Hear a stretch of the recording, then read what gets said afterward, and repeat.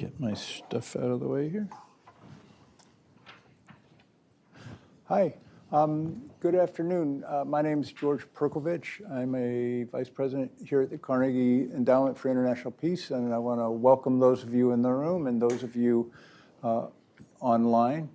I am very pleased to say that the occasion here is the release of Ankit Panda's new study, Indo-Pacific Missile Arsenals.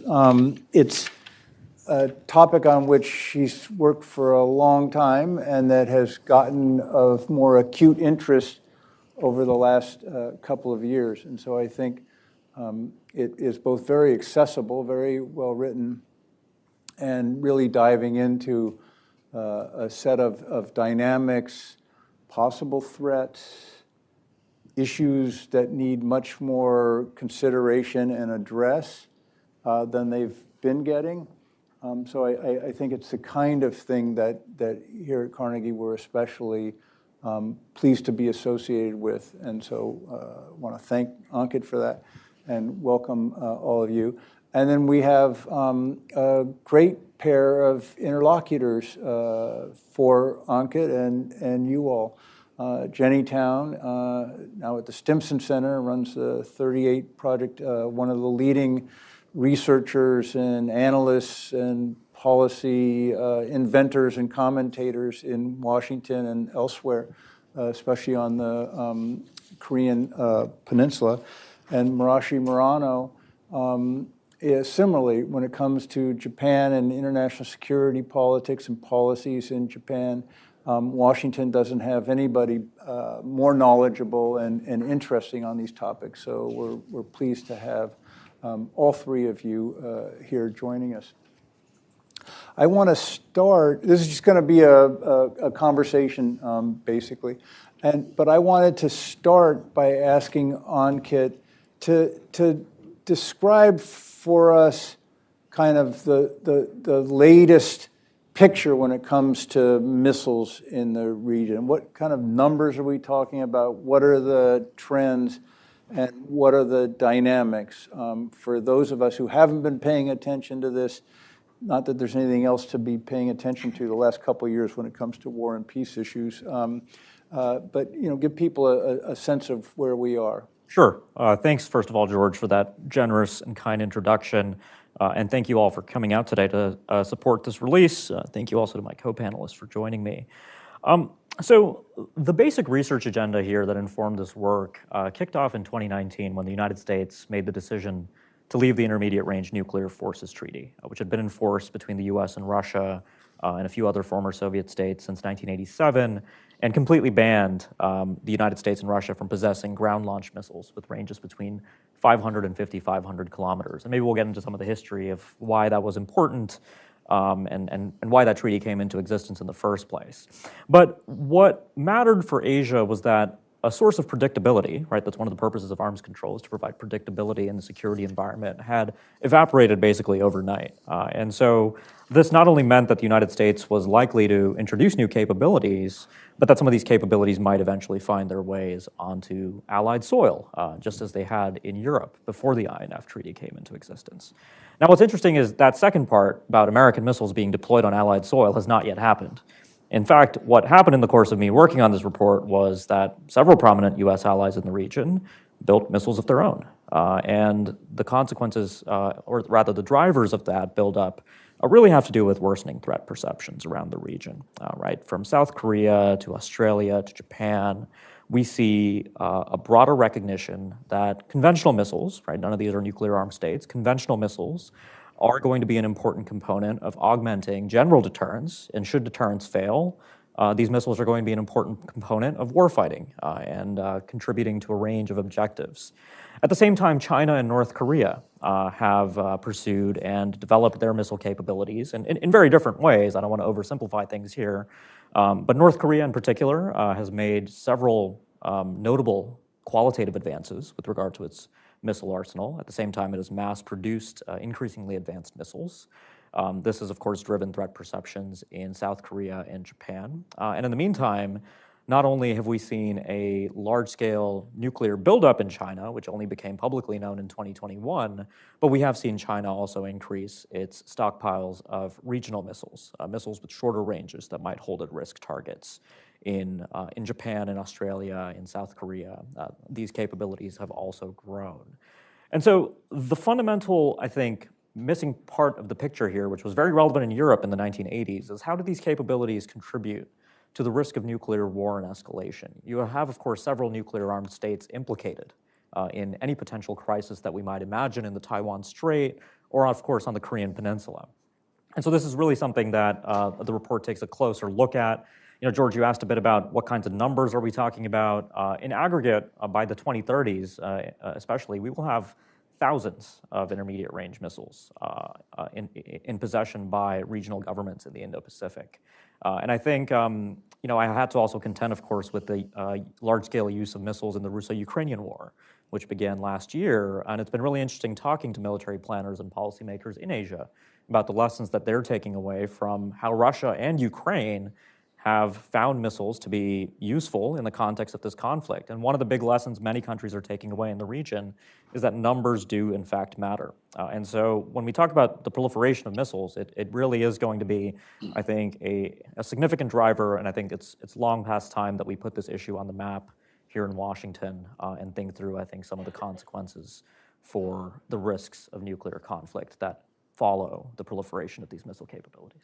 And let me, before I turn to Jenny and Masashi, one more on this. Describe a little bit if there are different, in a sense, scenarios of risk and concern between, say, the Korean Peninsula and the Taiwan Straits, Taiwan issue. Yeah, so yeah, absolutely. I think in both cases, I think the common factor that we should be concerned about is the possibility of large-scale, high-intensity conventional conflict, right? I think that is a common concern, both in potential Taiwan Strait contingencies and on the Korean Peninsula. Where the differences come in, I think, are with regard to the kinds of incentives that might exist in, let's say, China and North Korea for potentially resorting to the use of nuclear weapons under circumstances where the leadership in these countries might feel that their nuclear forces are being threatened. North Korea, I think, is the easier case to talk about here. North Korea, generally speaking, is going to be less confident in its own nuclear command and control capabilities, in the size of its nuclear forces. It faces a technologically sophisticated alliance contiguously to the south of its territory that explicitly threatens not only to end the regime under certain circumstances, but also pursues a strategy in the case of South Korea of preemptively disarming as many North Korean missile launchers as possible. And so this is a classic recipe for instability, for first strike instability. North Korea in a crisis will have strong incentives to use its nuclear weapons. Kim Jong-un is rather explicit that he sees his weapons not only as tools of deterrence, but also for warfighting should deterrence fail to repel an invasion. With the United States and China, I think, though, we shouldn't underrate the possibility of inadvertent escalation. In particular, we are beginning to, I think, head into a similar type of problem as Europe had to deal with in the 1980s and late 70s. Here, of course, with conventional missiles, right? The United States is not building any new nuclear-armed missiles for Asia. But new American missile capabilities may be capable of holding at risk certain Chinese missile facilities, command and control nodes that would be involved otherwise with nuclear operations. And I think providing assurances to the Chinese leadership that the scope of potential conventional military operations in the course of a high-intensity conflict would be limited, I think will be quite difficult to do. And add to this the complication that countries like Japan and Australia might be implicated in a potential contingency in the Taiwan Strait. And so how Japanese and Australian capabilities might then factor into potential escalation pathways, I think, deserves more consultation, certainly within the context of these alliances, but also just, I think, deserves to be more understood. Great. All right, and that's where I'm going to go with you two. But so Jenny, start on, especially in South Korea, but touch on Pyongyang as you would like. Over the last couple of years, how does the discussion, the perception of threat and where missiles come in, how is that evolving in South Korea? Well, I think in South Korea, the threat perception is very high right now, not only because of North Korea's missile advancements, their WMD advancements, especially since 2022, they've had enormous success, both in diversifying the types of missiles they have, the types of launch capabilities they have, a real focus on tactical nuclear weapons within the region, as well as really now building new partners in that in order to accelerate their progress. And so what you see in South Korea is a real questioning of their own capabilities, right? So how does that match up? And how does nuclear play into that? And that's really been exacerbated by, of course, Russia's invasion of Ukraine, and the question of if Ukraine had had nuclear weapons, would that have ever happened? So you have seen a real rise in South Korea of questioning of, do they need their own nuclear weapons program? And what would it cost them now in order to do that? But you see now also, the tensions really ramping up again because of the war in Israel. And so watching Hamas attack Israel and really a lot of anxieties about, would North Korea do something similar? And if North Korea did something similar, what would South Korea's response would be? What would the conventional response be? But what happens if they do it while the U.S. is already tied up in other conflicts, such as in Ukraine and Israel? And if something happens in Taiwan, as much as the U.S. is committed to the defense of South Korea, can they actually do it? Or would they be distracted from it? And especially at a time right now when you also have the added political uncertainty in the U.S. of the next U.S. election. Where does it go next? Do the priorities stay the same through a potential political transition? And where does that leave South Korea? So South Korea is really, really weighing all of their options now, both in terms of alliance cooperation, but also there's a lot of still hedging behind the scenes as well as to what that's going to mean, and especially as North Korea really builds its partnership now, security partnership, military partnership with the Russians. Where do missiles fit in all that? As you're talking, I'm thinking, like, it's not clear to me how more missiles solve any of those problems, but I can imagine if you're a political leader, you have to do something because people are freaking out. And so you say, we'll build more missiles, and then there's not really a debate or analysis that says, great, except that's not going to solve any of our problems. But how does that play in the ROK, like where missiles come in? Yeah, I think in South Korea, you hear less about the missiles. You hear a lot about missile defenses, and there was talk at some point of South Korea trying to deploy also like an Iron Dome kind of system as well.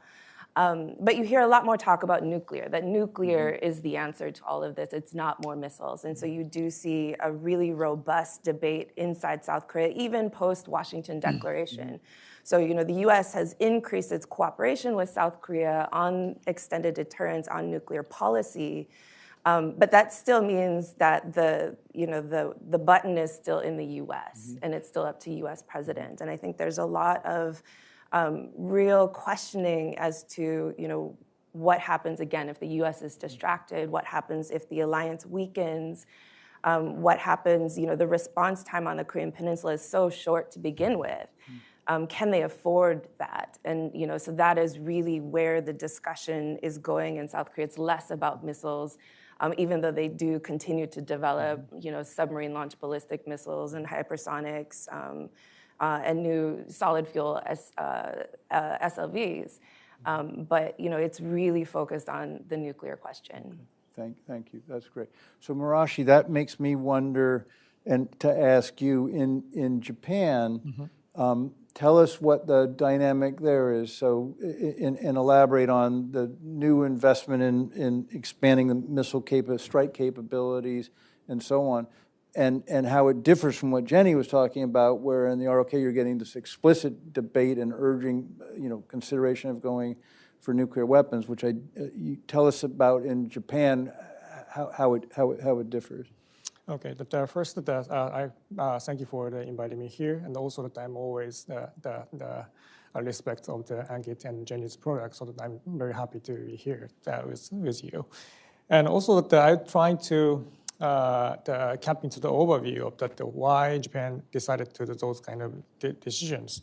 And first, at the end of the last year, the Japanese government had conducted the review. It's the major strategic document, and as a part of this review, decided to acquire the long-range strike capability that Japanese self-defense forces had not previously possessed. The Japanese government politically refers to these capabilities as a counter-strike capabilities, but I think that it's slightly, ambiguous for the non-Japanese audience. But please don't care about that. Not too much about what they are called. In essence, it means that relatively longer range and conventional counter-force strike capabilities used in the denial campaigns. That's my understanding.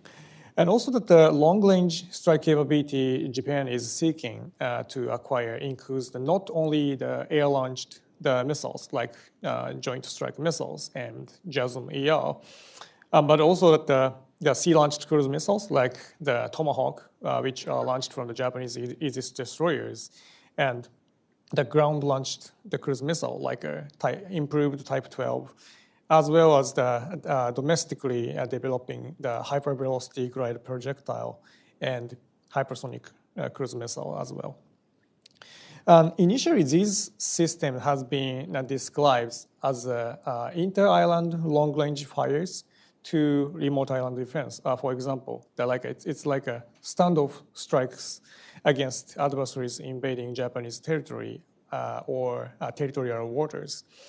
So this is not entirely a cover story, but at the same time, the range of the Tomahawk or improved Type 12 is set as exceeded to the 1,600 kilometers. So that in particular, hypervelocity glide projectile, the Block 2B, is almost like a Japanese version of the Dark Eagle, that long-range hypersonic weapons. So in other words, apart from we maybe discussed later about a part of the mission efficiency or how to fit this kind of capability for our theories of victory. But these assets have physically the capability of the deep precision strikes against targets on the mainland China and North Korea. So in acquiring these capabilities, Japanese Ministry of Defense conducted some war games based on the multiple defense planning scenarios to identify the capability gaps. But as we know, that the Japanese self-defense forces does not fight alone. So in terms of that, to use these strike toolkits effectively, clear theories of victories, operational concepts, and escalation control strategies, targeting plans and the coordination with United States, even its other like-minded partners like South Korea or Taiwan's are it's extremely important. So also that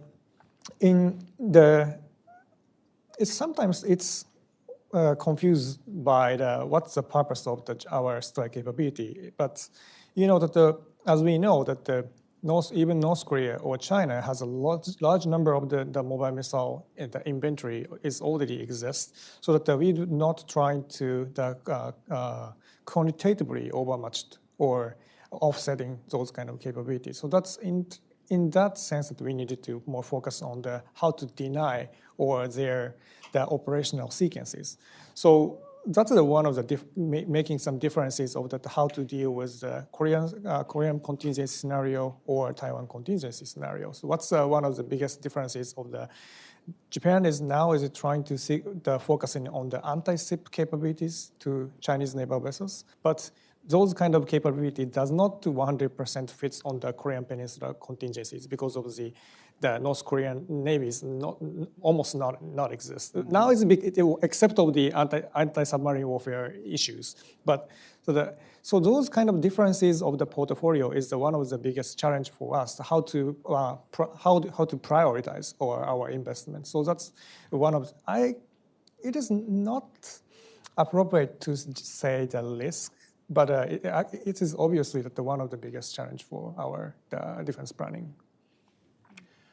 I have a question for any of you, and it reflects my ignorance, but when I'm thinking of the sea-launched cruise missiles and Japan developing those, and I'm thinking of in the U.S. the debate about whether to build and deploy nuclear-armed sea-launched cruise missiles, and I'm trying to understand better if all of those things happen. In other words, Japan deploys sea-launched cruise missiles, the U.S. deploys nuclear-armed sea-launched cruise missiles, and these are being fired in a conflict against China.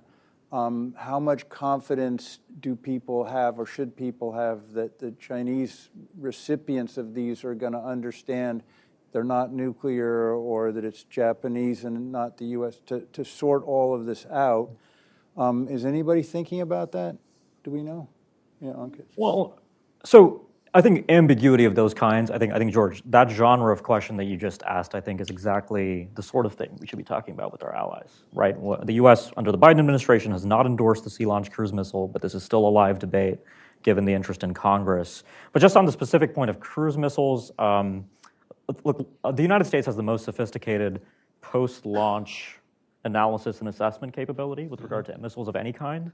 And I just don't think China or Russia or any country in the region actually will have the ability to discriminate or fully assess an incoming cruise missile before that cruise missile is actually detonated, which is good news, I think, for potential inadvertent escalation there, right? China is moving towards a launch under attack posture, which presumably would give us more concern there. But some of the other forms of ambiguity, I think, that are more concerning include ambiguity of platforms, right? Australia is going to be operating Virginia-class submarines under the AUKUS agreement. And if we imagine a future in which Virginia-class submarines might carry certain nuclear-armed cruise missiles, that could pose that could introduce new escalation dynamics born out of that form of ambiguity. On the flip side, I think dual-capable missiles in North Korea and China, both North Korea and China have platforms that will be capable of launching nuclear and conventional missiles. The possibility of our conventional military operations, along with our allies, striking some of those launchers with the belief that they are conventional launchers, and ultimately turning out that those were actually nuclear launchers, or either nuclear warheads were co-located with those launchers, avoiding misperception in scenarios like that, I think, is going to be a lot more difficult. Do you guys want to add anything to that? Well, but personally, from the context of how to strengthening of our regional or theater-based the nuclear deterrent, I'm a supporter of the SLICM or other type of maritime-based, the theater-based nuclear deterrent capabilities. But the discrimination, as Ankit mentioned, that the discrimination problem is one of the matter. But at the same time, as also that Ankit mentioned, that the risks has already been arise from our side because of the North Korea and China has already deployed of the dual capable systems. So that the point is how to, of course that it is important to distinguish our differences of the U.S. or U.S. allies early warning or capabilities, or North Korean and Chinese early warning capabilities, how much they accurately distinguish some probability of its conventional or nuclear. In case of us, we are distinguishing those kind of capabilities. First one is the launch location, and another one is the context of the conflict, because of in the beginning of some conflict happens, if some early warning system detects of the one cruise missiles or some flying object of it, but we never distinguished that it was a nuclear, because obviously we don't use some nuclear first strike option, just one single cruise missiles.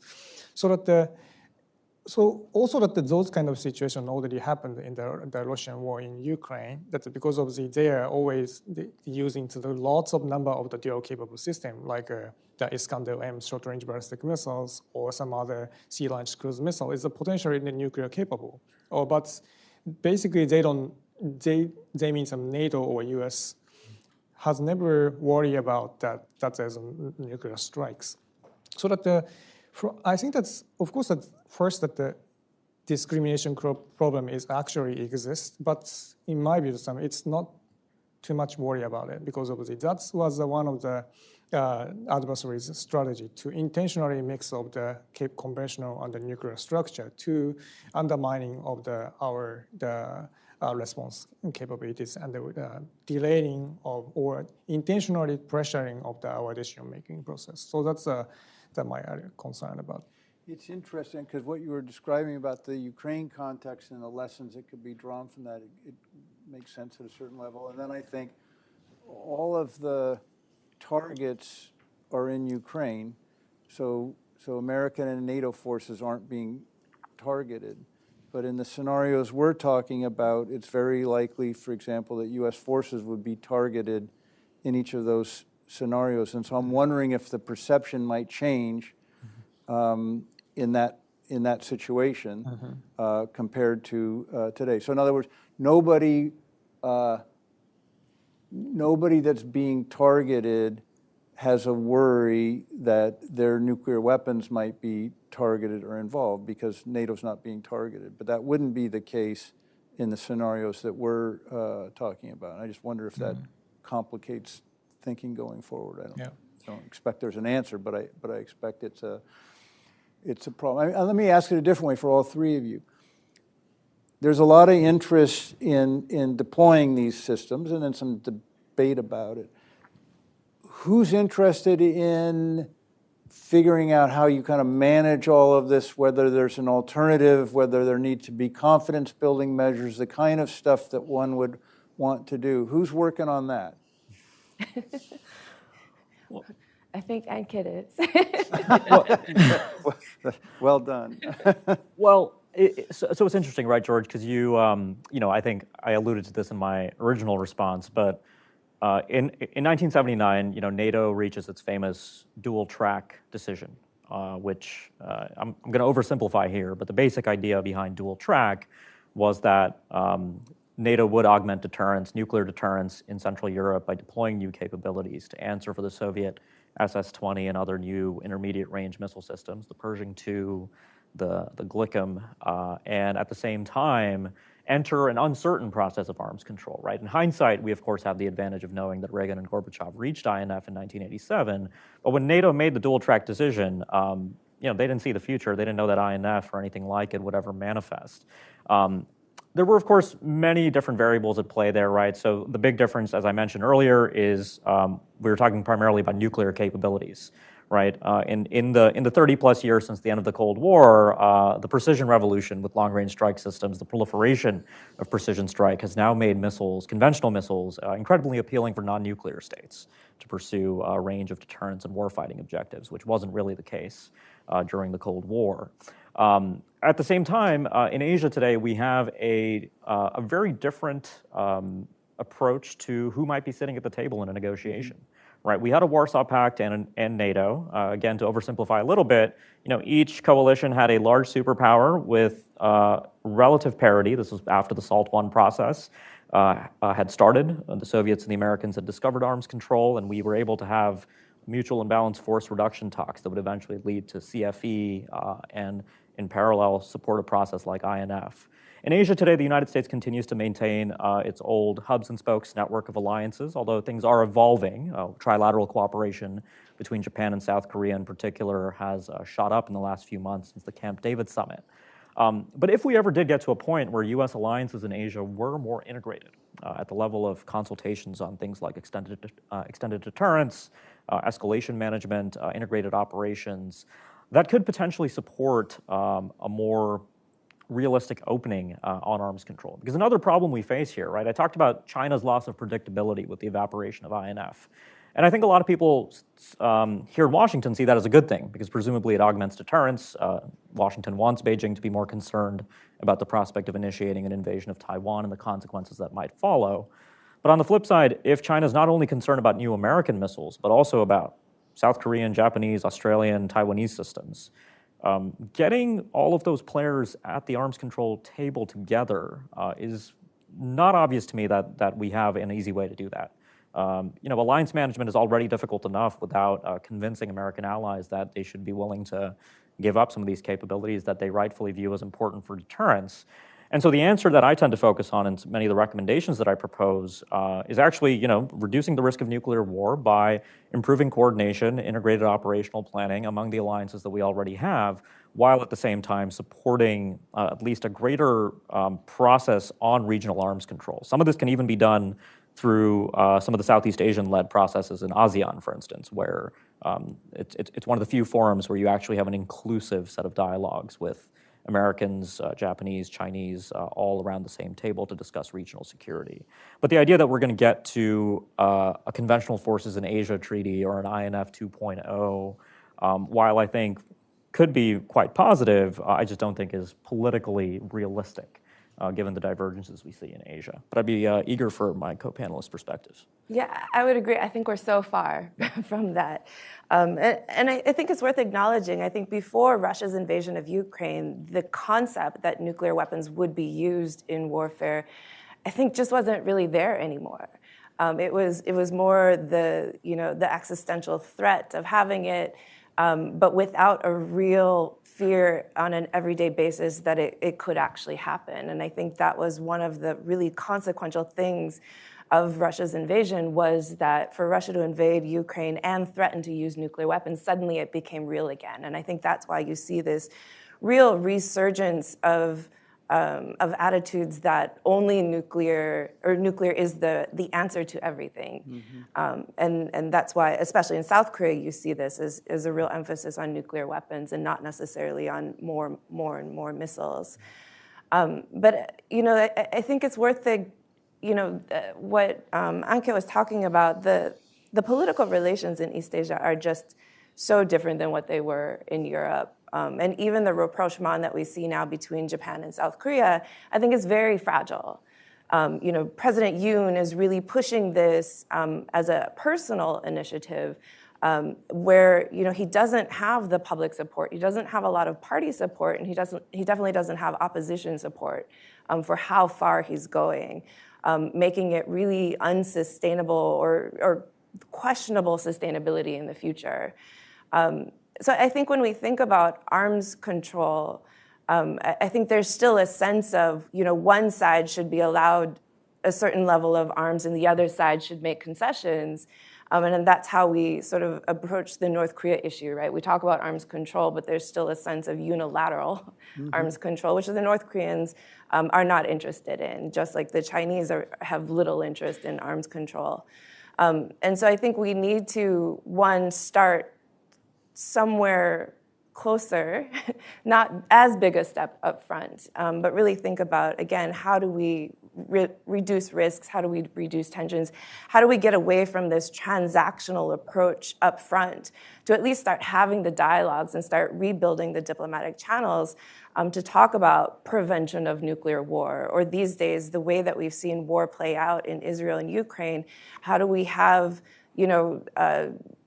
discussions about codes of conduct during war and reaffirming and recommitting to international norms of the conduct of warfare in order to reduce the risks, reduce the casualties in case of that conflict does break out, and how do we reinstill a sense that that all sides, it's in the interest of all sides to prevent war from breaking out in the region before we can even get to the arms control side of stuff.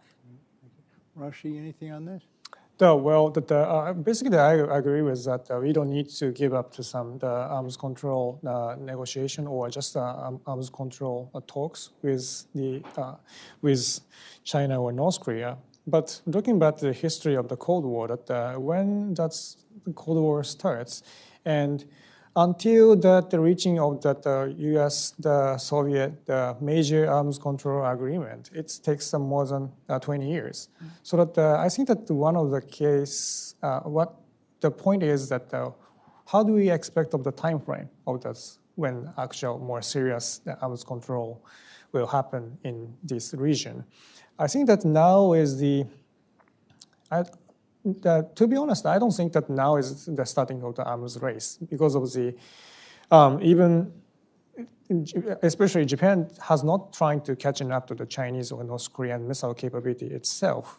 Even I don't expect that 2013 time period, U.S., Japan, and ROK has not can reach the same number of the Chinese or North Korean missile arsenals. So that what I mean by this is that even those kind of arms control, the incentive or momentum will happen. That we need to expect it takes more longer time. That's my first impression. And second is not only the talk with our China and North Korea, but also that as Ankit a little bit mentioned about the necessity of the coordination, more serious coordination between allies, not only U.S. Japan or U.S. ROK, but also U.S. Japan alliance and the U.S. ROK alliance, and also including the Taiwan's. Because of we've already a little bit mentioned about the potential risk of the nuclear escalation by the discrimination issues. Most of the North Korean and the Chinese arsenals are dual capable, so that physically we are starting to have the capability to taking a risk of these kind of the dual capable systems, so that we need to more integrated of not only but conventional realms, but also the U.S. allies that has to be integrated of the U.S. nuclear command and control or operational planning the realms. So that's one of the key elements. How does the U.S. allies, the conventional strike capability has influenced of the U.S. nuclear operation and its response. That's another key element. Not just our potential adversary reacts, but also at the same time we needed to think about how we react, including the nuclear components. I'm going to open it up to questions next, and so we've got some coming in online, and those of you here, be prepared. But I want to pick up on something, Masashi, that you made a reference to the Cold War, and I happen to be reading a book that I am embarrassed to say I hadn't read before. It's the memoir of Anatoly Dobrynin, who was the longtime Soviet ambassador to Washington. It's called In Confidence. It's one of the most informative, interesting books I've ever read. I mean, it's mind-blowing. I mean, there's some really funny stories in there and things I had no idea about. His direct phone to Kissinger, it didn't ring. It was just, you just pick it up, and it was directly connected to the Nixon White House of all things. They were talking 230 times, in 1 year in the midst of the Cold War. And my point is, I don't think any of that is set up now, but he makes the point. Dobrynin talks about how early on there was no one in the Soviet foreign ministry who knew enough to be able to engage in arms control discussions. The military had all the information. And then as the process got going, Gromyko was the only one in the Politburo who understood any of this stuff. So the senior leadership didn't understand it. The rest of them had no idea what was going on. Arguably, this is true in other countries. And so I'm thinking about in the region where we're talking about, in the countries we're talking about, who would even conceptualize ways of moderating these risks, pursuing arms control? Who would be at the table? Which senior leaders in which countries would have the concepts in mind, any sense of the history involved? I mean, so your point, I mean, you're maybe starting from scratch. It took 20 years, you say, and that one of the reasons that is true is because you had to educate the people who were going to be making the decisions. Mm-hmm. In China, the foreign ministry probably knows almost nothing compared to the military, and everything has to be decided by some guy at the top. So anyway, talk us through a little bit about, if you wanted to start today, how prepared are the leaders in the countries to oversee and direct the process that would be involve something other than building more weapons?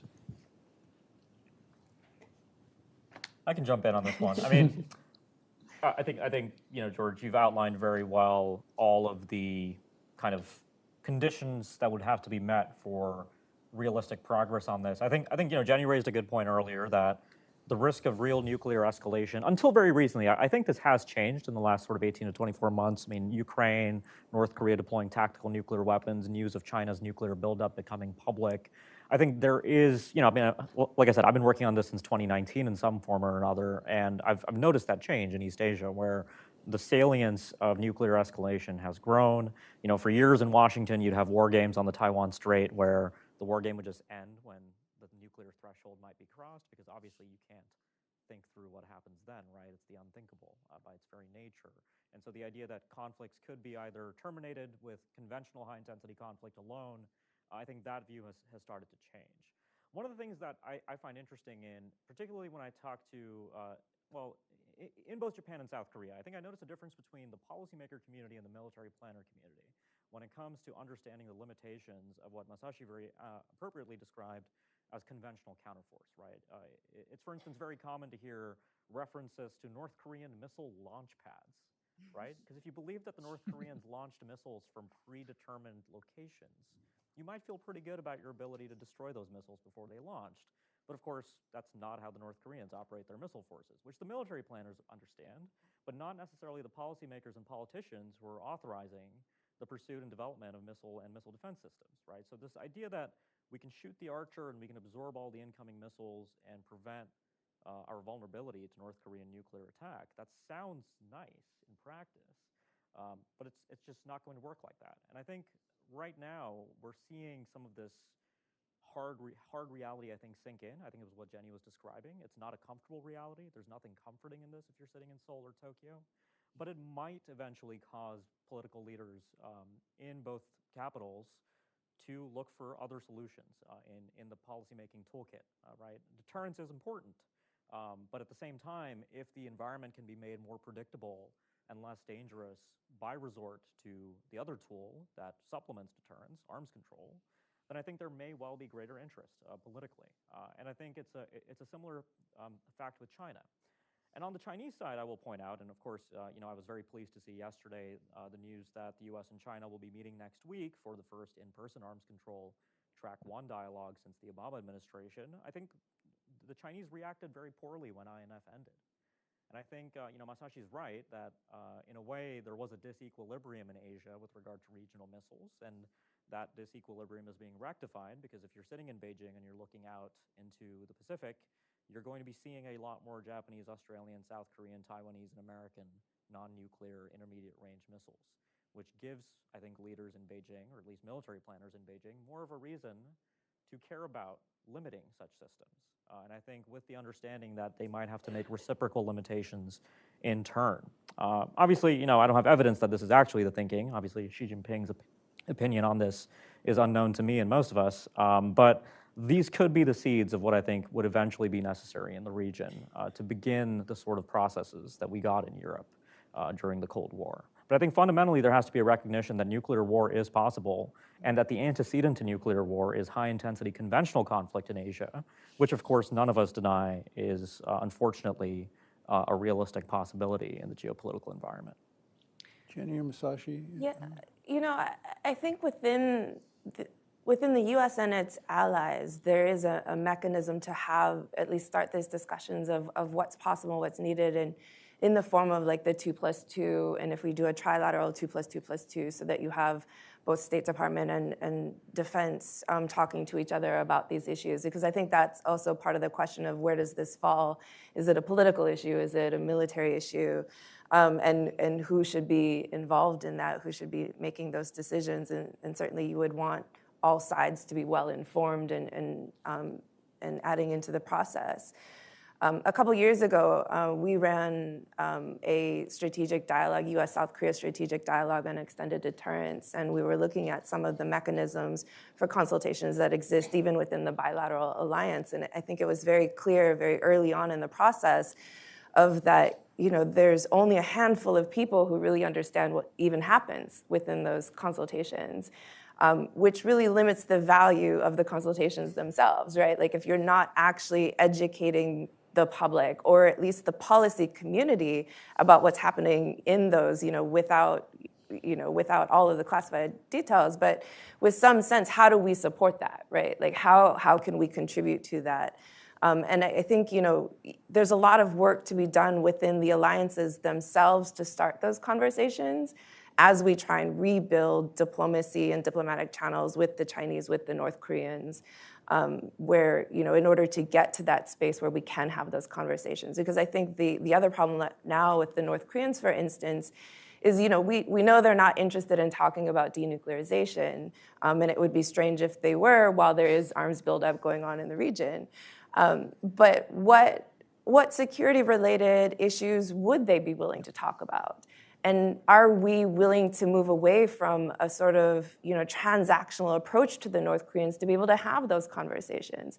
And I think those are discussions that we need to be having within the alliance to figure out, what are our options? What are the new tools in our toolkit? What should a new approach look like? And I'm not sure that that's necessarily happening now, but it is definitely something that we should be trying to pursue. All right. Masashi, anything on this? Well, the first it is, that in case of some arms control the dialogue or arms control talk with China or North Korea, that first that the six-party talks like the forum doesn't work well. It seems does not work well, but so that also it is hard. So it is. I don't expect it to some Japan or ROK directly involved with the regional missile, the arms control talk between U.S. and China. But so that what I mean by this is that before going to those kind of dialogue with China, I would like to ask to some American friends to, before that, the bilateral talks with allies is critical, important to assure for those kind of environment. And also that sometimes perhaps that you always already felt about those kind of the impression from the even to track 2 or track 1.5 dialogue to with China. I think that's those I felt some limitation of the talking of the opportunity of those kind of dialogue. What I mean by this is, for example, in the case of the more than the 300 ICBM Cyro issues, that the private think tanker or scholars or even the Chinese foreign official has never known about the detail of those kind of the intention and the plans itself. So that the one of the important point is how to make some incentive to involve the Chinese high-ranking military official directly in those kind of the arms control dialogue or talks between U.S. and China. That was one of the key issues of it. Great, thank you. Okay, if you would like to ask a question after Bob Einhorn does, I will call on you and then introduce yourself, and then I'll probably go back and forth because I know we have a bunch that have come in on the iPad thanks to Mackenzie. So Bob, please. And then Justin. Do I need to wait for a microphone or just speak loud? Thanks, Mackenzie. I'm Bob Einhorn at Brookings. So I wonder if the panelists could amplify on the risks of first strike instabilities. I mean, North Korea has a preemptive nuclear use doctrine. The ROK has, as part of its three-axis strategy, a kill chain component, and they often speak about decapitation. The Japanese are now pursuing counter-strike capabilities. The U.S. Talks about not just missile defense, but missile defeat and left of launch and so forth. How serious,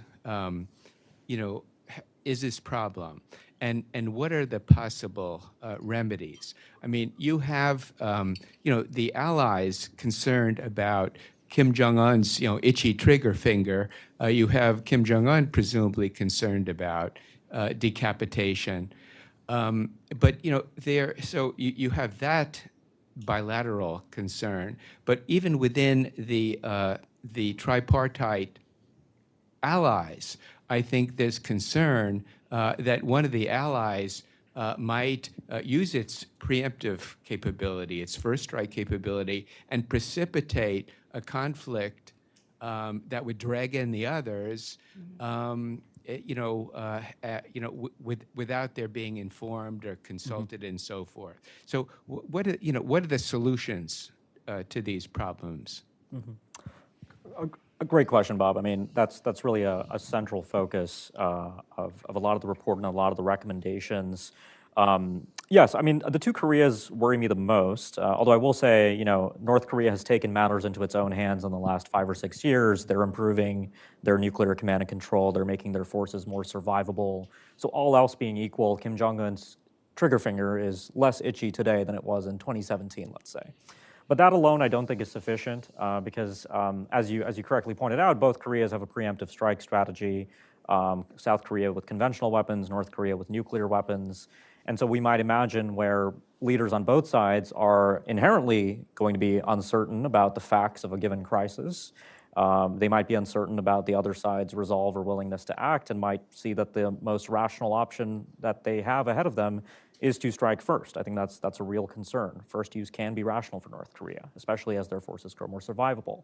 So the recommendation that I've made is that if South Korea has to pick between preemption and decapitation, one being a strategy of denial and the other being a strategy of deterrence by punishment, all else being equal, I think preemption is significantly more dangerous. It makes it much more likely that North Korea will initiate a nuclear conflict, whereas decapitation, threatening the North Korean leadership in the aftermath of a nuclear attack, right? This is the other problem, which is by having both a preemptive attack strategy and a decapitation strategy, South Korea will find it very difficult to reassure Kim Jong-un that the strategy isn't preemptive decapitation, because that's how the North Koreans interpret this. They think that in the very first moments of a war, Kim Jong-un's head is going to be the first target, which is not true. This is not South Korean doctrine, but it's difficult for the North Koreans to accept that. And Kim Jong-un has also looked at how the United States has fought expeditionary wars. In the very first hours of the Iraq War, we tried to decapitate Saddam Hussein on bad intelligence. We failed, but this was publicly reported at the time, and the North Koreans have very closely analyzed this. So this, again, I think is a good example of a risk reduction process that does not require the adversary's involvement, all right? Out of our own interest with South Korea in reducing the risk of unintentional and unwanted nuclear escalation, we can adapt our own doctrines and military planning processes to take steps that do not, in my opinion, undermine deterrence, but do reduce the risk of unintentional nuclear war. You raised some other good points about, preemptive cyber attacks. That was out of the scope of this study, but similarly, I think it's worth giving thought. Nuclear relationships are most stable when both sides feel comfortable and secure in their retaliatory capabilities. And so by taking steps to explicitly undermine and communicating that we seek to explicitly undermine the other side's ability to retaliate and command and control, I think we are sowing the seeds of instability. Want to add to that, Jenny? Yeah, I think these days, again, with the threat perception so high in South Korea, the question is always, does this make South Korea more cautious militarily or more aggressive, in their willingness to demonstrate power and their willingness to, the kinds of actions they're willing to take to respond to North Korean actions. I think what we've learned from the Yoon administration is it's more likely the latter, which does raise a lot of concerns about what might South Korea, what might Japan be willing to do without it being a combined response at first. And I do think, the trilateral summit recently, the principles that were set of the need for consultation and the need for consultation about everything, I think, is a first step to try and really rein that in. So at the very least, we're aware of what's happening, even if we can't necessarily prevent it from happening, because I do think there is, the willingness or the want to do something, an aggressive response or demonstration if North Korea does something, will be very high in South Korea. So, those kinds of principles, I think, are important within the alliance. But I think it also just goes to show that deterrence messaging isn't going to solve the problem by itself. It's not going to lower the risks. We really do need to rebuild diplomacy with North Korea, not just about North Korea. And we need to be finding those issues in which the North Koreans are willing to talk in order to be able to reestablish those channels for signaling. I think it's at least helpful now that there's at least one channel that's still active, which is the UN command, and the North Korean KPA is still active, which is a good sign. But re-establishing communication along the other channels along that I think are going to be incredibly important in these times. Masashi? Well, the first that it is in most of, not most of, I think that all of the Japanese have never worried about we Japanese will be or will make those kind of first strike instability because of the first our defense posture will not be designed for ideal the first full scale strike effectively neutralize even North Korea or Chinese mobile missile threats against Japan.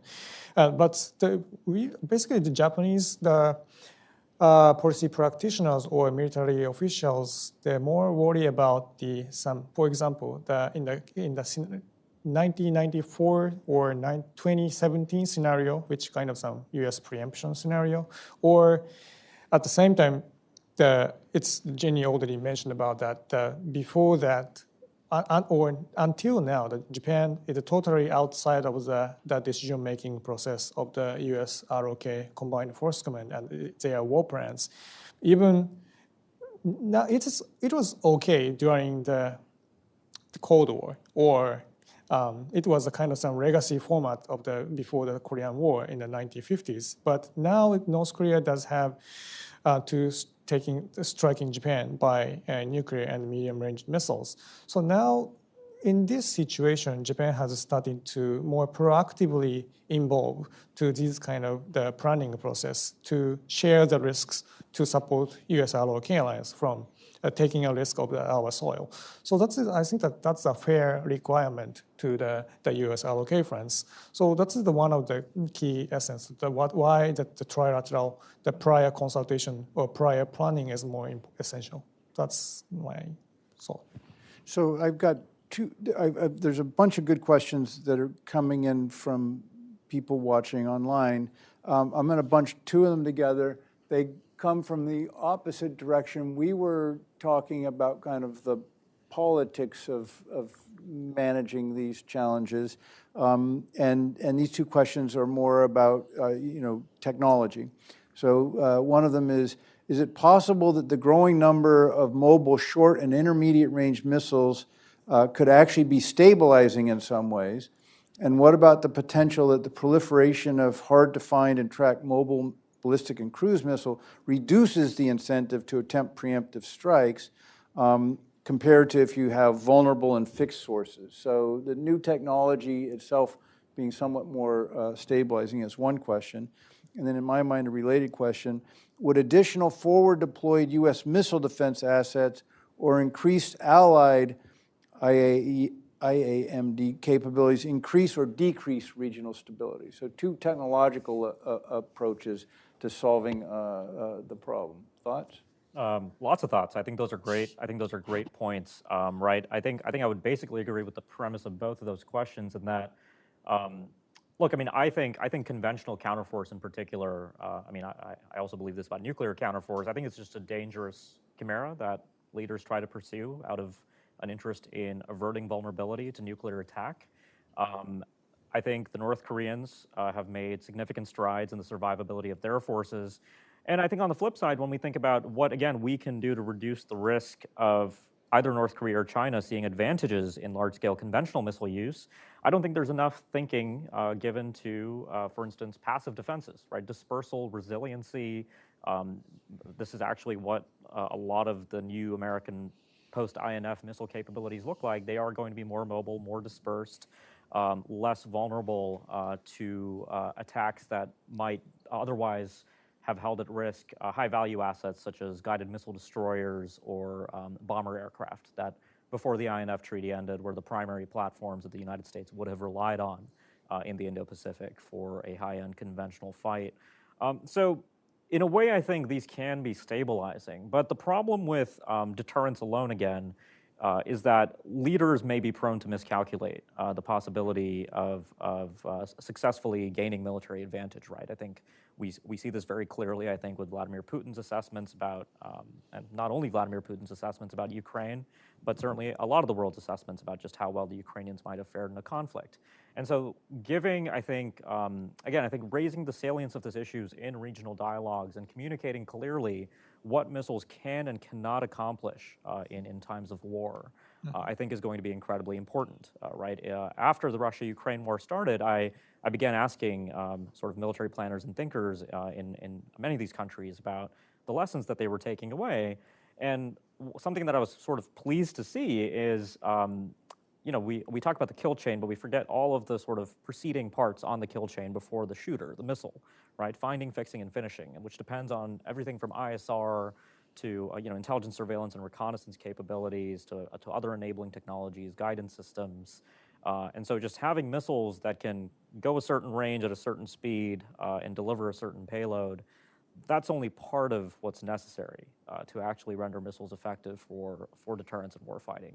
And so I think, in the next several years, I think we're at the start of this process now in Asia, where policymakers and military planners are beginning to wrangle with many of the questions that I sort of discuss and raise in the report. But I do think many of these heroic assumptions, you might say, about what certain technologies do or do not bring to the table, I think will hopefully be sort of swept away as we get more data. You guys? I think that's really optimistic. And it just reminds me of, when we had discussions about THAAD with the Chinese. And as much as we talked about the limitations and the purpose of it and the limited purpose of it, it didn't really matter because the Chinese had already decided what they thought the purpose of it was, right? And it became a very unproductive discussion to the point where when South Korea decided to deploy THAAD, where the Chinese felt like they had a right and to be part of that decision-making process versus that we were just informing them and informing them of the actual purpose of it, right? So I think, a lot of those discussions are necessary. And I think going back to the question, especially the second question, is it, does it create greater security or greater insecurity? I don't think we know. I think right now we see it creating greater insecurity. And I think we do see, while a lot of the weapons development isn't necessarily in direct response to some kind of weapons development on the other side, the whole geostrategic environment is really pushing all sides to build more capabilities. And the demonstrations of power, especially between the two Koreas, are really exacerbating all of that as well, right? So, no one wants to look like they can be intimidated. As, South Korea gets, more fighter jets, North Korea wants newer fighter jets. Now the Russians are willing to help them. So I think, there's, in the immediate future, I think it is rising insecurity. Because we don't have the diplomatic channels going, right?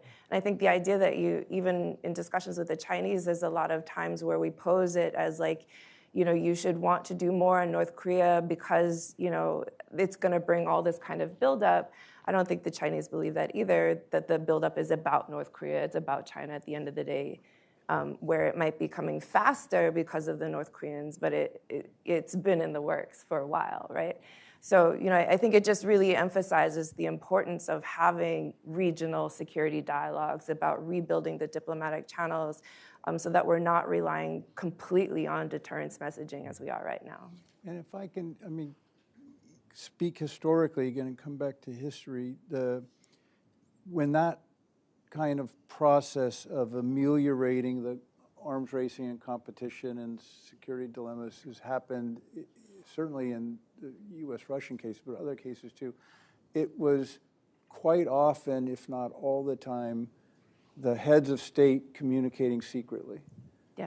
And we find out about it decades later, like how many letters they wrote to each other. And so it's not being done at the level that we're talking about. It has to be done I don't say it has to be done.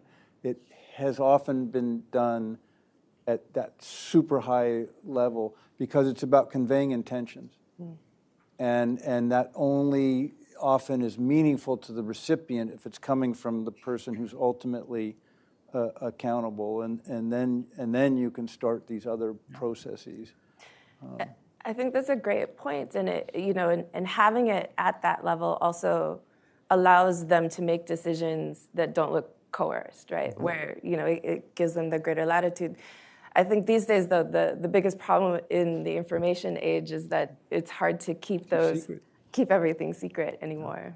Well, let me just punctuate my apparent optimism with a little bit of, I guess, pessimism. I mean, so something very interesting that happened just a few months ago, obviously something that I wasn't able to fully treat in the report, given that we were finalizing things, was we had a very interesting speech from Jake Sullivan, the U.S. National Security Advisor, on June 2nd at the Arms Control Association here in Washington, where he was describing one of the possible responses the United States might take to the problems of the so-called too near-peer nuclear environment, of China's arrival as a larger nuclear power than it traditionally has been. And something very interesting that he alluded to in his speech was that the United States necessarily doesn't need to rely on more nuclear weapons to offset new Chinese nuclear capabilities, because it could rely on conventional, precise conventional systems. And he specifically alluded to new hypersonic systems. And what's, I think, interesting there is this is not a new problem on the U.S. China strategic stability agenda. This has been something that Chinese scholars and experts have been concerned about for a long time, the ability of the United States to degrade Chinese nuclear forces with conventional weapons. But right now it's an open question what Washington will do about the too near-peer environment. And if this is the path that the United States goes down, sure, we end up in a world where we don't build new nuclear weapons, but I do think the implications for stability and inadvertent escalation then are, and potentially even arms control, are, I think, likely to be very difficult to wrap our heads around. We simply don't have a precedent for doing strategic arms control with nuclear and non-nuclear systems explicitly involved in the way that might then be necessary. So I'm just kind of flagging that as something kind of looming on the horizon here that could make many of the issues that we've just talked about, I think, potentially a lot more dangerous. Let's take a question here. This gentleman, and then Justin, do you have one too? Yeah. Great, thanks very much. Daniel Melsop from the AEI next door. Very educational, first of all, on this issue, the new missile age. As a former defence official in the Indo-Pacific, I completely agree with the dialogue approach. I think that's spot on in terms of what we need to do, and there's certainly for that already, right? The Shangri-La dialogue, Seoul defence dialogue. But I think in your paper here you mentioned the ASEAN countries as perhaps a good starting point. I completely agree with that, given they don't have as much invested in this capability. The ASEAN Defence Ministers Meeting Plus, for example, would be an ideal forum. But my question is, how do you get this issue on the agenda of the policymakers? You know, we've got AI, we've got cyber, we've got maritime security, submarines, all these other things. What's your elevator pitch, if you like, and maybe the first question is, how does this issue stack up versus all those other security challenges, and how do you get it on the agenda? Thanks. Great question. Yeah. Well, I've been talking a lot, but I'm happy to answer that. So actually, I mean, in the last couple of years, I've been out to the region, been to Southeast Asia, and again, I think this is, so broadly speaking, if you talk to Southeast Asians, and I don't want to paint with a broad brush because you have 10 ASEAN countries with very different perspectives on regional geopolitics and the U.S. and China, I think broadly speaking, though, there is a recognition that East Asia, the Indo-Pacific, whatever we want to call it, is a more dangerous place, more ripe for interstate rivalry and conflict. There's, of course, a big focus on maritime clashes in the South China Sea. But increasingly, I think there is greater concern in the region just about what a large interstate conflict looks like. And the case that I make in this report is that large interstate conflicts in Asia are going to involve missile capabilities in particular, even while they might include naval and air capabilities alongside those. And missiles uniquely, due to many of their technological characteristics, are particularly primed to lead the region towards escalation, including nuclear escalation, which I think is something that can be discussed in these forums. I think the point that you raise about many of these countries not being as invested in taking a clear side, so to speak, between the U.S. and China does make it rather helpful that we have forums like the ASEAN, the ASEAN Regional Forum, which does an annual security outlook document where many countries already state their views on issues like this. AUKUS, I think, has gotten a lot of interest in the region, Pillar 2 of AUKUS, and I think Australian diplomacy, I've noticed, is trying to reassure many of the countries in Southeast Asia about the consequences of this agreement. And so again, I think using these as an opening and sort of building out from there, I think could be useful. Of course, ASEAN is famously a consensus-driven organization, not an organization that is known for making waves when it comes to regional geopolitics. But it's the best we've got in Asia in terms of an inclusive multilateral forum. We don't have an OSCE. We don't have, we're not in a post-Helsinki Asia, I guess you might say, again, to go back to Europe.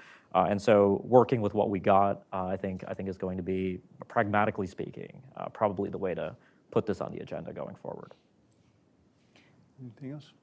Yeah, I mean, I think a lot of it is just political leadership. We need political leadership, right? And I think it's pretty easy to move the agenda once the decisions are coming top down. And that is the big question of how do we get the leaders to pay attention when there's so much else going on? And how do we do it in a way that's preventive where it doesn't have to have a crisis to trigger it?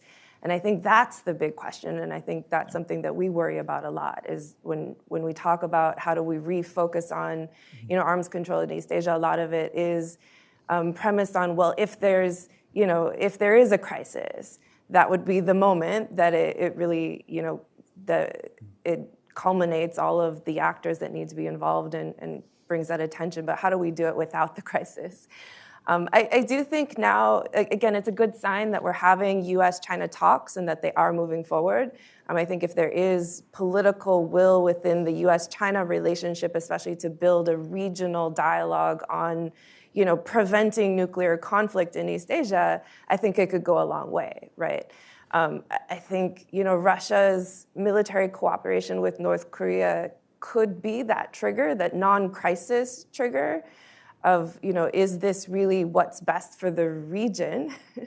And how do we create, incentives and disincentives on both sides to drive wedges into that relationship, to prevent that from becoming a greater problem. But it is, having it on these other forums is great, but ASEAN isn't invested in this the same way. I think there really does need to be a Northeast Asia version of this where all parties are really invested in it and really see the value in preventing conflict in the region. Yeah, I certainly don't disagree with that. I mean, any supplementary process, I think, would only be positive. Masashi? Well, I'm not sure that it is the clear answer for your question, but I think that there is some several option or way to reducing the risk of the arms control or some potential war escalation or conflict, risk of the conflict. Unfortunately, I don't have a good idea to the long-term or strategic dialogue or diplomatic base of the option to reducing the risk of the arms proliferation or escalation. But in terms of the short-term or tactical measures, which it's related on the previous question about how to reduce the management of the risk of it, that Japan now starting to as you know, that Japan is negotiating with the Australian government of the Japanese Air Self-Defense Forces fighter aircraft of the potential rotational deployment of the Northern Australia. So those kind of the dispersal measures is one of the option to reducing the risk, to reducing the minimizing of the first strike incentive from their side. So I think that is the one of, if we could not going forward of a diplomatic or a political dialogue with the ASEAN countries involve the Chinese or North Koreans. Those short-term, the tactical solution would be it's kind of some supplementary measures to reducing the risk of that. On the elevator pitch, I mean, it seems to me if I'm right in an elevator with the prime minister, foreign minister, defense minister, but especially a prime minister, it would be, boss, when the missiles start flying, that's going to be on TV and it's great visuals and it's really going to affect your life going forward. Whereas the cyber stuff ain't going to be on TV and the AI stuff ain't going to be on TV. So this stuff goes boom in a way that you're going to have to address, and you might want to get on top of it before that day comes. Because I think there is a difference in the way that people emotionally and otherwise will respond to incoming missiles. I'm going to go to the others here, but we have a question, another question online, which is interesting. If the non-proliferation norm is broken outside of the Indo-Pacific, so Iran or Saudi Arabia, for example, what would be the possible knock-on effects in the ROK and Japan? Are they connected? A lot of people assume they are. Do you all share that assumption? Or? I don't think so. I don't think the impulse isn't as strong that way. Like if Iran ends up building nuclear weapons, I don't think it has as much effect on South Korea's decision making as South Korea's decision would have on Iran or on Japan or on Saudi Arabia or other countries thinking about it. I think the idea that, South Korea, if it decided to go nuclear, if it decided to withdraw from the NPT and pursue a nuclear weapons program, I think that would have a much larger psychological spillover effects than the other way around. Okay. Masashi?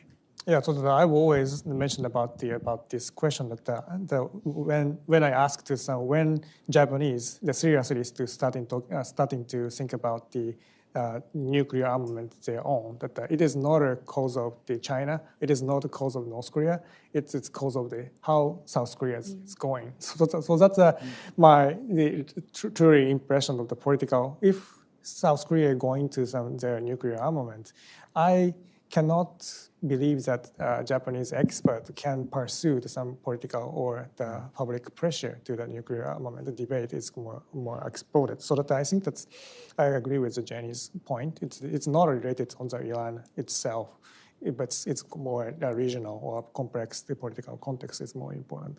And actually, it's very interesting because your answers reinforce the strength of the view that what happens in Iran or Saudi Arabia won't affect it, because the leadership in South Korea would have to think, okay, if we're reacting to Iran, Japan's going to react to us, and that's a much more important. Yeah, it's more like a traditional political. And the same in Japan. So the two countries reinforce each other to not react to Iran and Saudi Arabia, I think in interesting, realistic ways. And I think part of the reason why it would matter so much if South Korea made the decision is because South Korea has an alliance with the United States, right? So it would really show a real, it would show a real loss of confidence in the alliance itself. In order for South Korea to make that decision and be willing to go down that road, where, even if the alliance stays intact, it will never be the same. Yeah.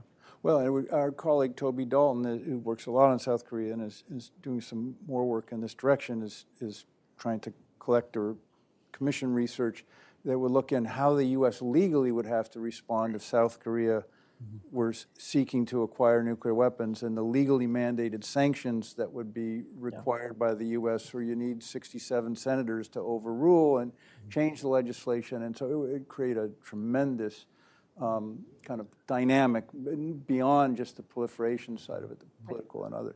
We have a couple of questions at least over here. We got a lot of questions over here.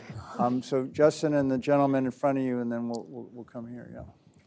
Thanks, George. I think this question's first for Ankit, because I'm responding to one of your recommendations, but I'd be interested in the other panelists' views as well. So one of your recommendations is this is to the United States, comprehensively assess missile capabilities and escalation risks in the Indo-Pacific. And you suggest a U.S. Secretary of Defense study led by OSD. I wanted to ask if, and I recognize this is an executive summary, you could speak a little bit more about this, because I'll admit, on the surface, I'd be a skeptic of the value of this study, and let me explain why. I'm a skeptic because I think an overfocus on escalation risks actually leads to poor policy and strategy decisions. And I also think that escalation is itself a function rather than an independent variable. So it's not to say that escalation risks aren't important. They are very important. But to focus on them sort of singularly, I don't think necessarily leads to good analysis or to a good study. but I recognize I'm just reading a summary. So say- you probably have some more. But Justin, say more, unpack that. Why Yeah. do you, what's behind that assertion? Yeah. Escalation risks, I don't think or escalation, I don't see as an independent variable. But say it in English, like, what does that mean? Like, We often talk about escalation, and I mean collectively, policymakers, analysts, civilian officials, and we don't really explain what we mean.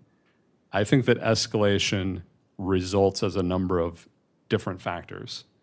And so to focus on escalation without speaking about those factors that actually lead to a situation escalating means that you're not really focused on the problem at hand. And therefore your recommendations or analysis is ultimately flawed. So I'm interested in because Ankit's such a thoughtful guy, I'm interested in what is the sort of broader basis of this study that you're suggesting, and why do you think that's important? And then how do you sort of get to escalation? Because I suggest you probably get there rather than focus on that at the beginning.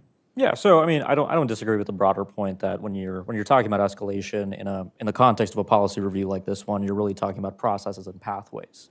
Whereas I think this is why simulations in particular can be a really helpful way of sort of thinking through this. And yeah, there is a longer, kind of more built out version of the kind of Cliff Notes version that you have in front of you.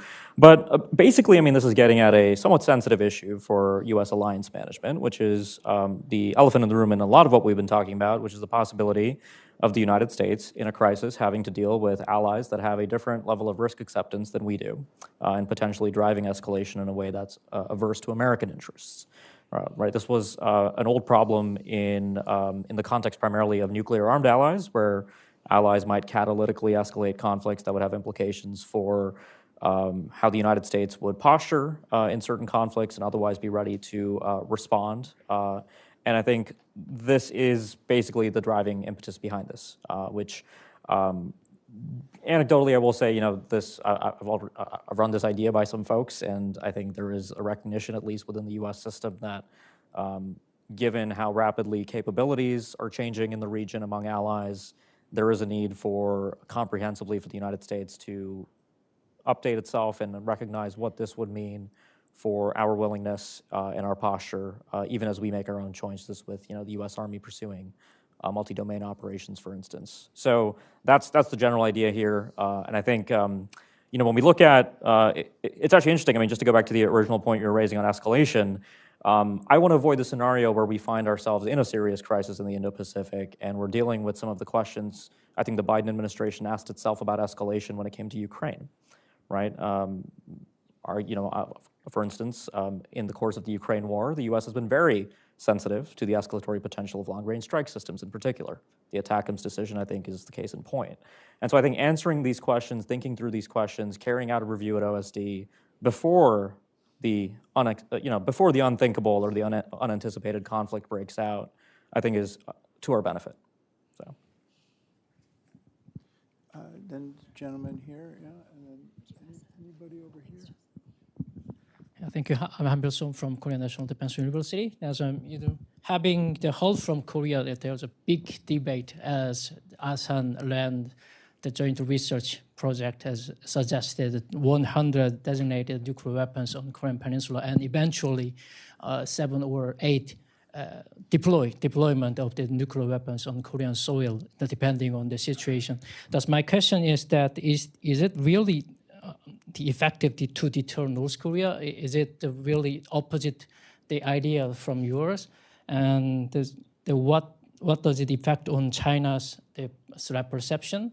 And the last one is the how to balance strategic stability and regional stability between the nuclear armed North Korea and China toward the Japan and South Korea. Thank you. Let me give that one to you. No, please. Well played, Jenny. All right, I'll take that one too.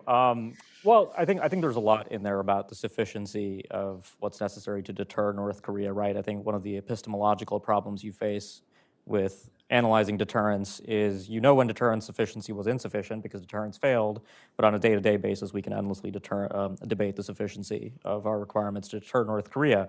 I think what's been interesting, just going back to the South Korean nuclear weaponization debate, is that I think the growing political focus on nuclear weapons and the growing salience of nuclear weapons in South Korean debates on security actually undercuts the credibility of South Korea's conventional deterrence strategy, because it implicitly communicates to North Korea that the South Koreans really themselves don't think that everything that they're doing with the three-axis system is actually sufficient day to day to deter North Korea. Now, I don't necessarily share that premise, because I do think that conventional deterrence on the Korean Peninsula is quite capable of giving North Korea sufficient reason to believe that they don't have, that they shouldn't seek to deliberately escalate minor crises, at least, crises where they don't perceive existential threats to their regime. But I think these debates, need to be, look, I think the Washington Declaration, the creation of the new nuclear consultative group, this is all good for the ability for the United States and South Korea to more frankly discuss these issues and consult on these issues.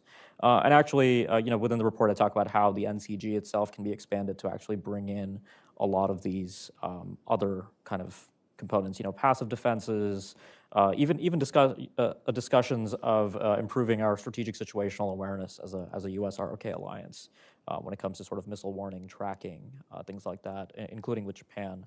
I think there's a lot that can be done there.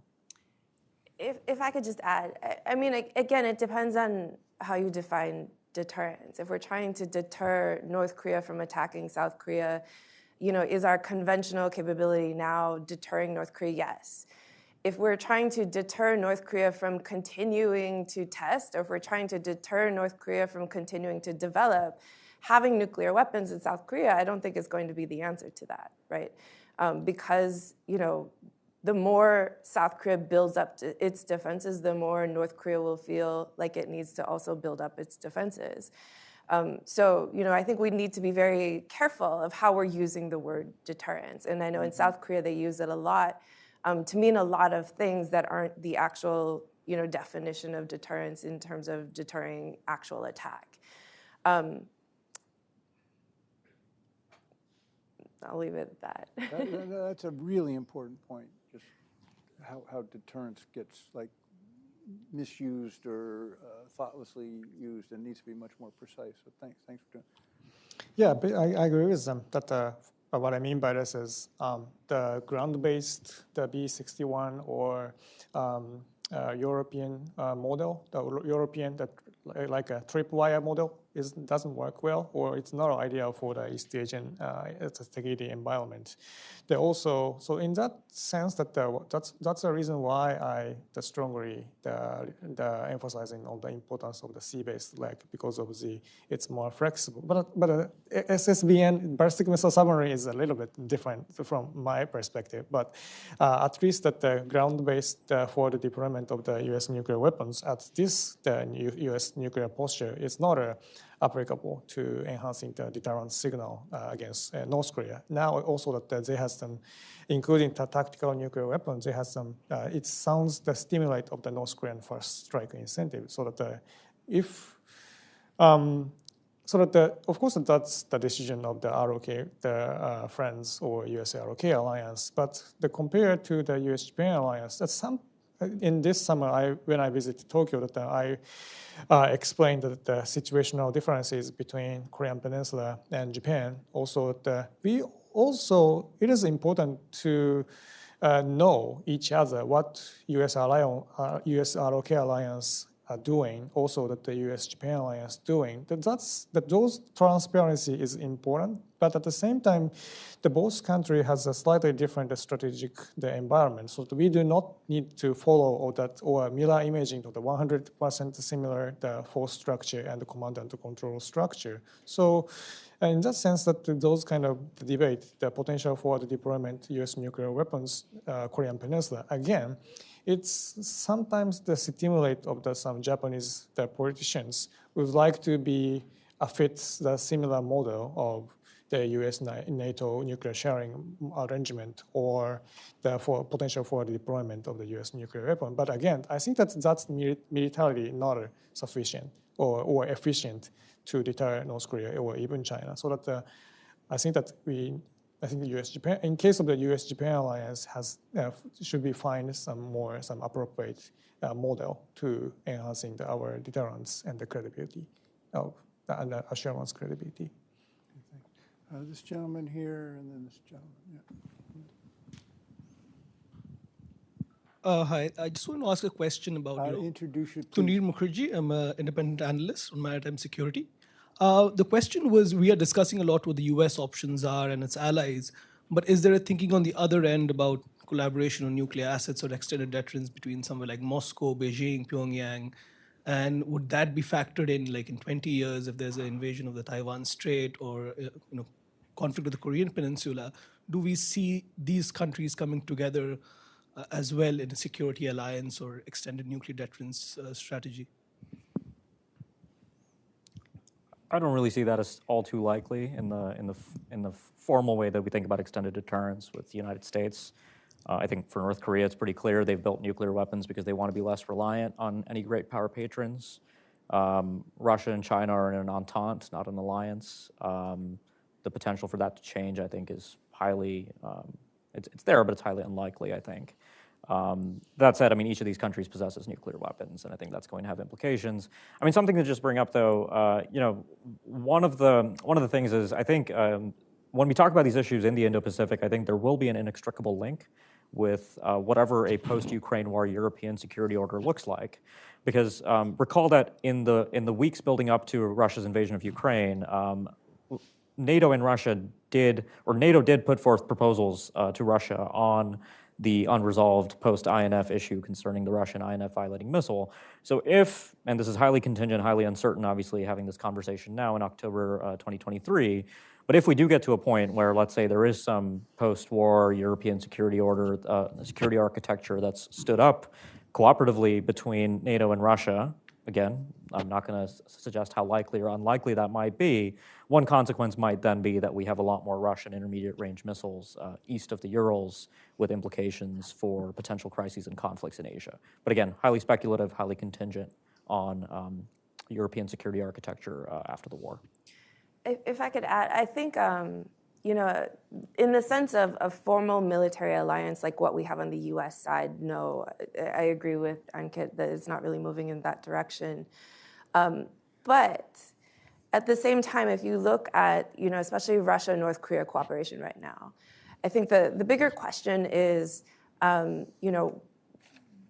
Russia decided that North Korea fits into their strategic war against the West? Like, does it play an active role? And would a strong North Korea be useful to them, right? So not a sense of extended deterrence, but, moving away from the idea that Russia is just doing this as an arms deal. They didn't need to have a summit to do that. Putin doesn't need to go to North Korea to do that. There's something larger going on now. And the question is, how far are they willing to go? How much are they willing to help North Korea build up its nuclear capabilities and its WMD capabilities? And I don't think we quite know that yet. I think they've hinted at it. I think they've had some unsubtle hints about it by having the summit at the actual Space Launch Center. But exactly how far they're willing to go is unclear. And so I think we run more of that kind of risk, of the idea that, this pariah notion, the notion of North Korea as a rogue nuclear state, is it eroding? Does Russia see value in that? Is there a turning point in which China might also, if the strategic competition with the U.S. starts to get more intense? So again, I think it's good that we have U.S. China talks coming up.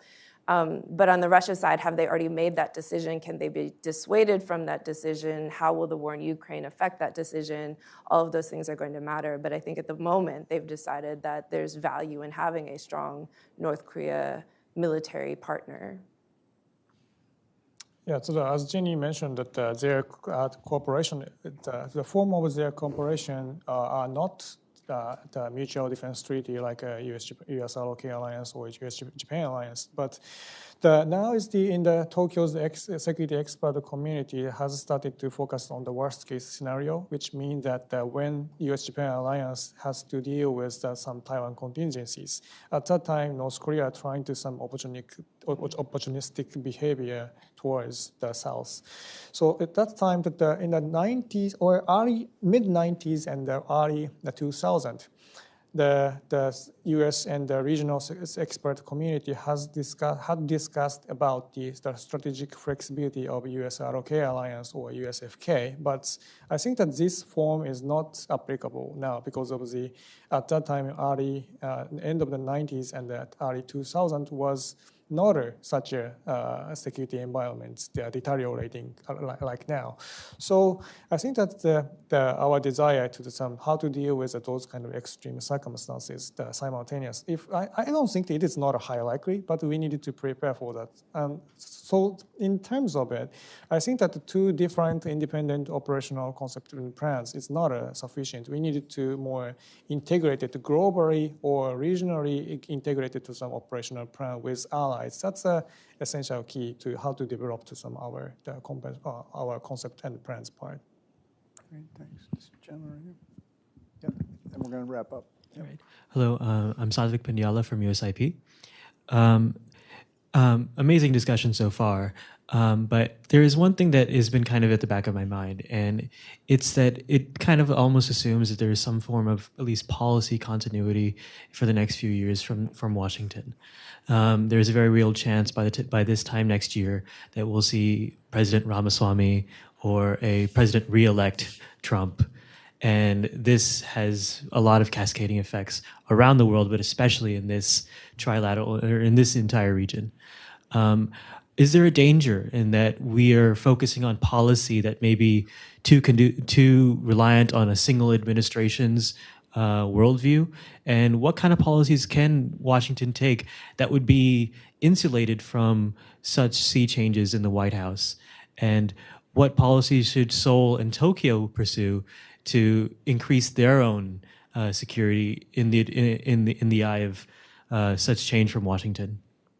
I think that's the perfect question to end on today, right?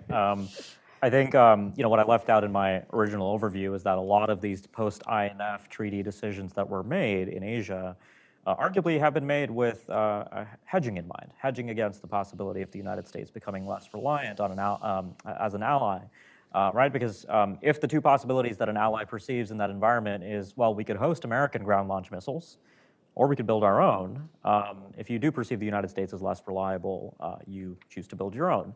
And of course, under the Biden administration, things are great, but you're right. I mean, it's very difficult to harden policy, so to speak, against political changes, just given the immense latitude that the president has on the course of American national defense policy and overseas military posture. Both, I think we've seen examples of this repeatedly in recent years. I think, there would be several follow-on consequences, including perhaps a South Korean decision to build nuclear weapons if the United States did decide to renounce many of its alliance commitments, if it did get that far, which I think is a real possibility in the aftermath of a political change here in Washington. But I think this is ultimately a real political driver of a lot what's happening in the region. I think it's one of the vulnerabilities that multi-year ambitious defense industrial pacts like AUKUS face, for instance, where we're all talking about AUKUS right now, but AUKUS is very vulnerable to political changes in Washington as well. So this could be, I think, the subject of a whole other talk, so I'll just leave it there. Yeah, I mean, it is the question of the hour of what happens next, and is U.S. policy sustainable? I think, even if you look at the last trilateral summit, there was so much put into the summit that focused on institutionalizing cooperation, right? How do you create the norm? How do you create the behavior in the cooperation and the consultation to be the norm that then needs to be broken? And I think the more we can do, that level of cooperation, building that level of institutionalization will help. of course, it can be broken also, and not only by Trump, but by the next South Korean president or the next Japanese prime minister, right? Like, this is a very fragile relationship for as ironclad as the alliance is and how robust alliance cooperation is right now. But it's certainly the reality that it could happen, and what our allies learned under the Trump administration about Trump's approach to alliances in general. Has a lot of, has everyone concerned, right? And I do think you see a lot of hedging in South Korea, even despite the lip service to the alliance itself. That's also, how does South Korea deepen relations with other countries, with NATO, with, other defense cooperation mechanisms as well, as a way to make sure that they're ready just in case. So I think there's a lot of kind of hopeful thinking that the policy will be sustainable, but that there's certainly contingency planning going on as well. Well, I can say that one, the positive things and the one negative things. The one positive thing is that Japanese politics is the relatively stable than the U.S. and ROK. And the negative point is that Prime Minister Abe is no longer is there. So because of we no longer can rely on the Prime Minister Abe to maintain the relationship with the President Trump. So that in that's the situation that what we can do is to making the new common sense or consensus-based agreement expert community. So that is one of the important role to provide from the think tank community to maintain the stability and the consistency of the regularizing of our conversation of using those kind of formats. So that the Ankit's report is extremely important to contribute to understanding of what we face to some current situation. So that's one of my thoughts through those conversation. Thank you. Well, let me wrap up by thanking all of you in the room, as well as everybody online, and especially Masashi and Jenny and Ankit. It's been I think a very interesting, well-focused discussion. So thank you all for joining us in it, and thanks for writing the report, Ankit.